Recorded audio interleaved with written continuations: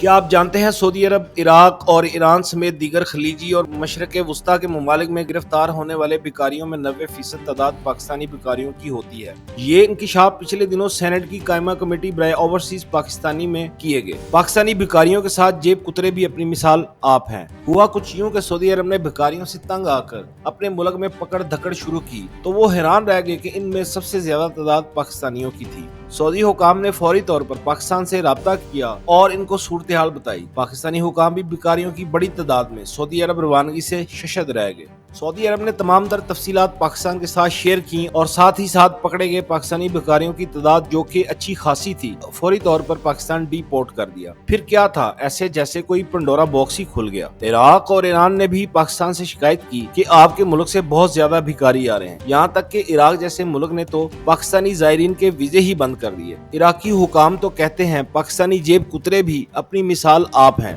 دیگر کرائم اس سے الگ ہیں۔ عراق میں چونکہ بھیک ڈالرز میں ملتی ہے، اسی لیے پاکستانی بھکاریوں کے لیے عراق بھکاریوں کی جنت ہے۔ ایسے افراد اربعین کے دنوں میں بھیک مانگتے ہیں اور بعد میں وہیں چھپ کر مزدوری کرنے لگتے ہیں۔ جیسے ہی پکڑے جائیں تو ڈی پورٹ کر دیے جاتے ہیں۔ عراقی میڈیا کے مطابق پچھلے دنوں میں 200 کے قریب پاکستانی بھکاری پکڑے گئے۔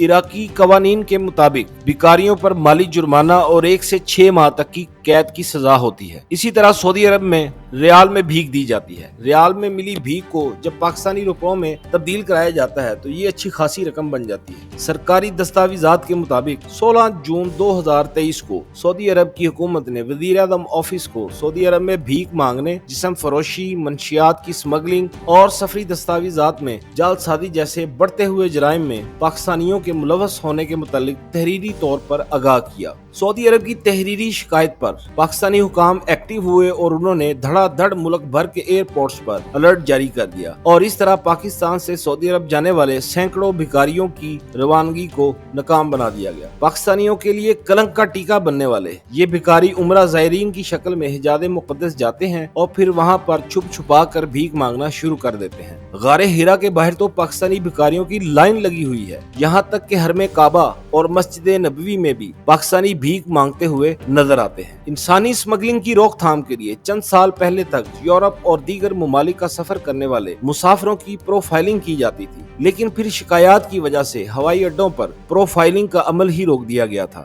جو اب دوبارہ سے شروع کر دیا گیا ہے۔ پروفائلنگ کی مدد سے FIA کو پہلی بڑی کامیابی اس وقت ملی جب پچھلے مہینے خواتین سمیت 16 افراد کا گروہ سعودی عرب جانے کے ارادے سے ملتان ایئرپورٹ پہنچا۔ نئی ہدایات کی روشنی میں ان افراد کو مشکوک گردانتے ہوئے امیگریشن حکام نے انہیں باقی مسافروں سے الگ کر دیا اور پوچھ گچھ شروع کر دی۔ ابتدائی تفتیش میں جب ان کی پروفائلنگ کی گئی تو وہ سب کے سب بھکاری نکلے۔ نہ ان کے پاس ہوٹل کی بکنگ تھی، نہ پیسے، اور نہ ہی ان کی مالی حیثیت ایسی تھی کہ یہ عمرہ کی غرض سے سعودی عرب جاتے۔ جب ان کے سامان کی تلاشی لی گئی تو بھیک مانگنے والے کٹورے تک بیگوں سے برآمد ہوئے۔ دوران تفتیش علم ہوا کہ بھیک مانگنے کی غرض سے جانے والوں کو سعودی عرب میں ایجنٹ نے سہولت فراہم کرنا تھی۔ FIA کے سینئر آفیسر کے مطابق ڈیل کے تحت روزانہ بھیک کا حساب کیا جاتا تھا اور کمائی کا آدھا حصہ بھی روز کے روز ہی تقسیم ہونا تھا۔ آخر کب تک ہم خود کو یوں ہی دنیا بھر میں ذلیل و خوار کراتے رہیں گے؟